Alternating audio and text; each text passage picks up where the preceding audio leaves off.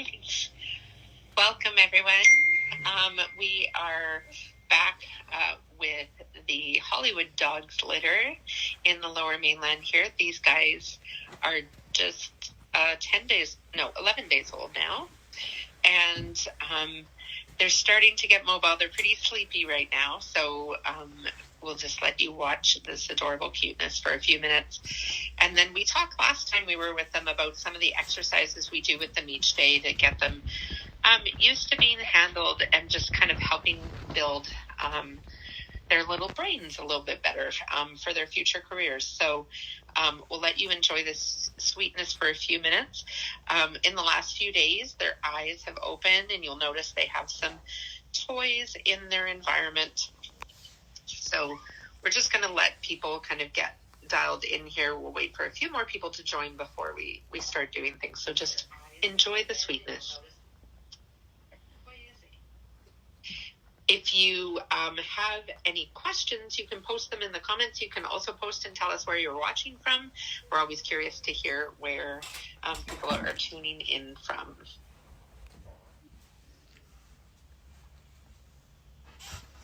Hello, Nicole and Juliet and Greg, Liz.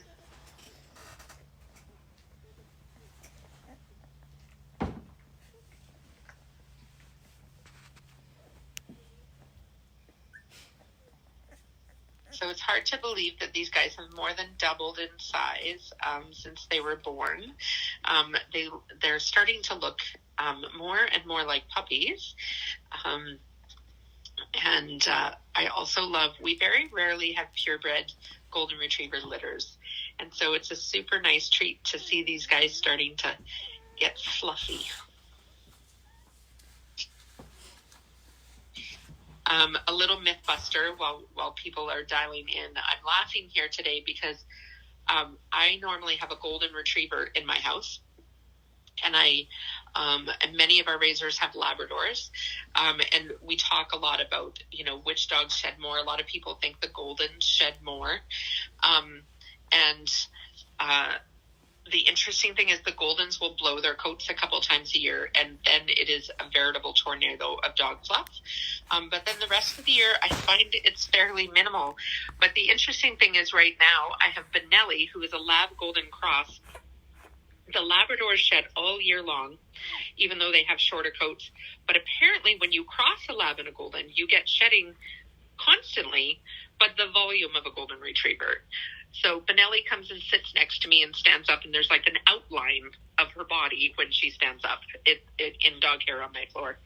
So those of you with Lab Goldens, I feel for you. I have not done this before, and it's quite impressive. Hello, Rick. Hello, Alex. Thanks for dialing in. Bahar, Tiff, Katie. Nice to see you all. It's a very strange thing not seeing all of our people in person, so this is a nice treat to know that you are all dialed in and watching.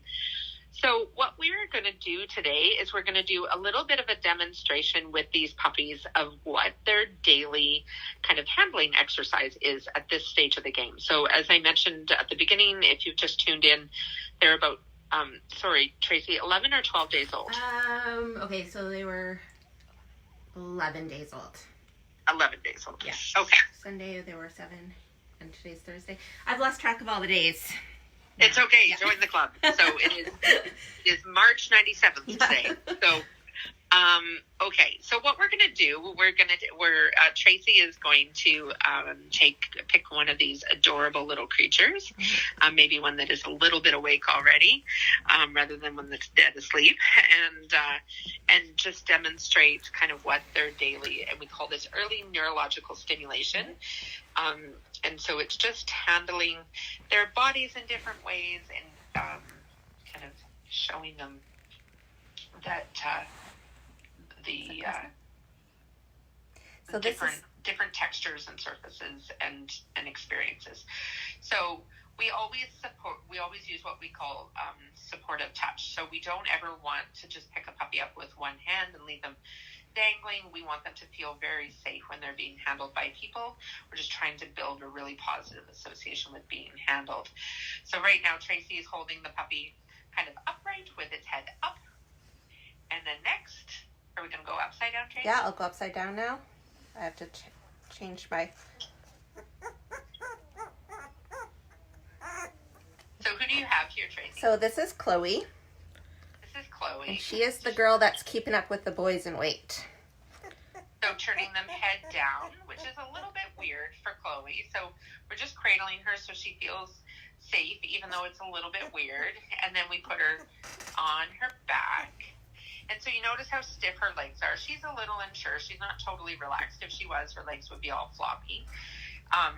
But this is all new to her. Oh my goodness, those little squeaky noises. And then we're just going to take a Q-tip and just kind of tickle the bottom of her toes. So just a different sense. She's like, what is happening?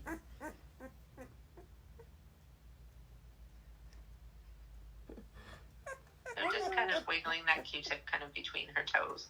Have to find her other toes, Tracy. Yes, that's the difficult part. Oh my gosh, those little feet are the cutest things ever. And then I'm going to put her down on a cold cloth. Yeah, so it's just a cold, wet washcloth that we put them down on. And that's just getting them used to the fact that sometimes their environment changes on them. So this is just a damp, cold cloth. And she's like, oh, I don't know how I feel about that. So sometimes the puppies will crawl off of it, and that's fine. We don't need them to stay on it. It's just exposing them to a different sensation. And then we just do that for about 5 seconds on each little part of it, and then we put them back. Perfect. One more, Lassie? Sure, let's do it. Because it's always interesting to see how it's different between different puppies, how they react differently. So Chloe, it looks like, is crawling, trying to find her nice cozy puppy pile, somebody to cuddle up with. And so this is Lassie in the purple collar. Purple or yellow? Purple, this is right? Lassie, yeah, purple. And so she's looking pretty snoozy. Oh my goodness, the yawn. So holding her upright. And then we just hold that for a few seconds. And then now we're going to hold her upside down. She's like, I'm not as sure about being upside down. I don't know if I like that. And then rolling her onto her back.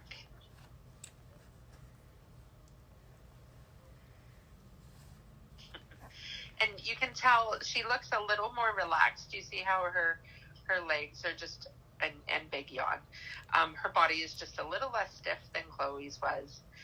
And just so you know, this is not something that we're assessing at this stage that, one puppy is better with this than another. This isn't about assessment or testing in any way. This is simply about enriching their environment.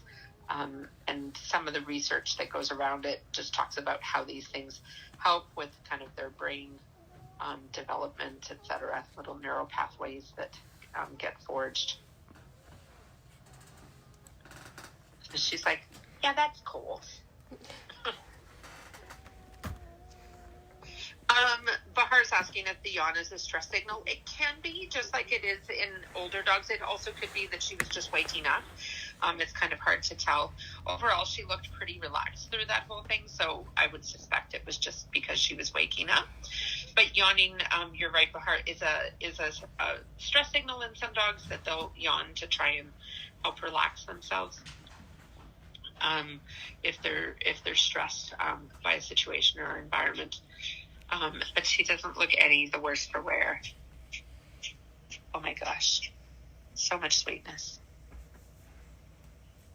I'll do Marley now. I'm gonna just Good. might have That's my Nana. over here. That's Nana. Oh, Nana, sorry. It's a girl party today. Girl party right Boys now. are snoozing. They're not within my reach. So we talked the other day about the fact that we handle these puppies very, very little at this stage. So we do this exercise, which, as you can see, doesn't take very long. It's, a minute or so. And then we also touch and stroke them when they're nursing mom, and we touch their paws and things like that, starting to build a really positive association with being touched by humans. But we don't pick them up and cuddle them a whole bunch.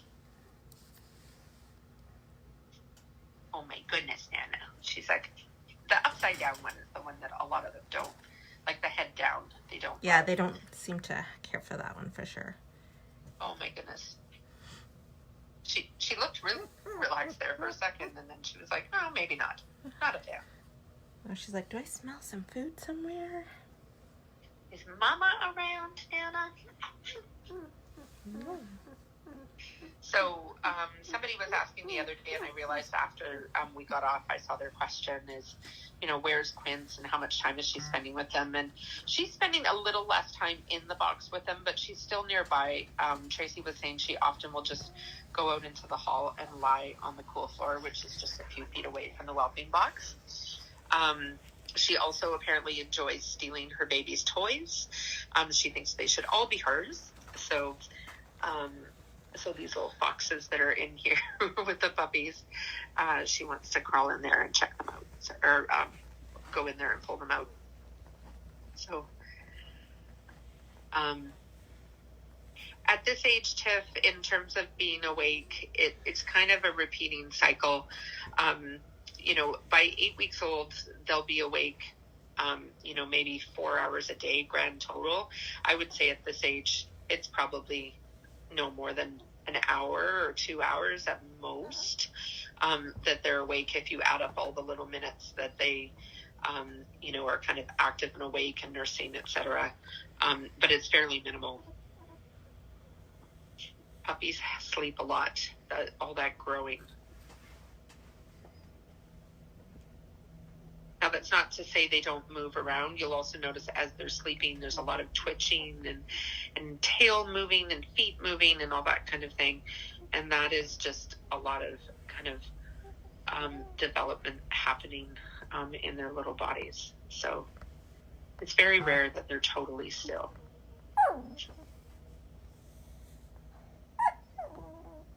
Oh my goodness.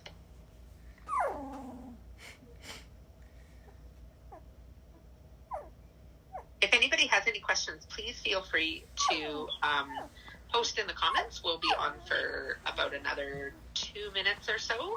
So now is your chance. If you have any questions, just post in the comments. But also please feel free to post in the comments where you are tuning in from, because we're always curious to know where people are watching from. We've noticed that our viewers are increasing every day. We encourage you to share out to your friends that we're doing this daily feature. We're alternating, if it's your first time with us, we're alternating back and forth between this lovely litter, our Hollywood Dogs litter, and our helicopter litter, which is in Calgary, and they are 5-week-old Labradors, and these guys are 10-day-old Golden Retrievers. I understand the problem of not being able to think when you're looking at all the cuteness to know.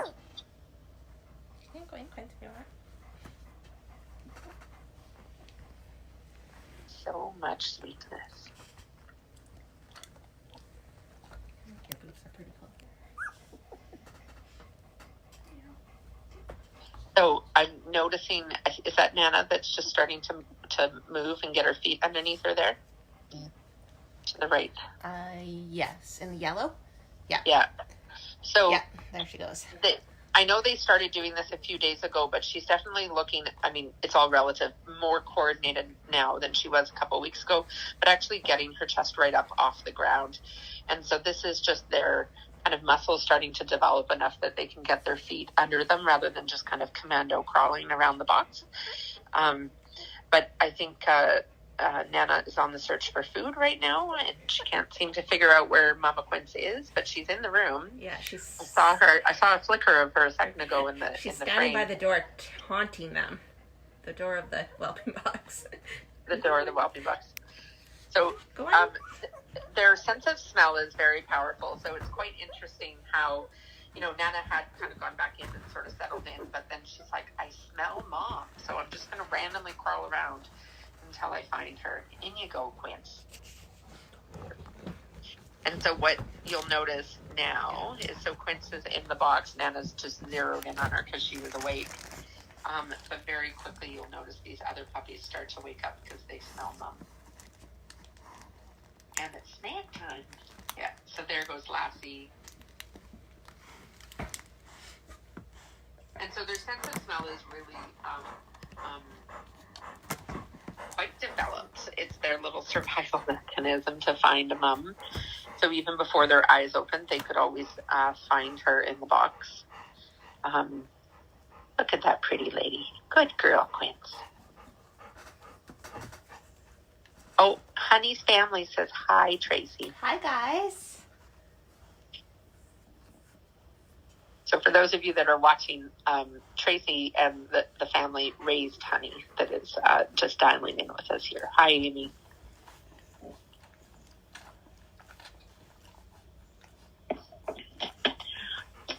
All right, so we are going to, oh my goodness, Quince. We are going to log off here momentarily.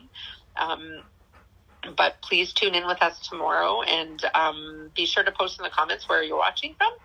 And we will see you all tomorrow from Calgary.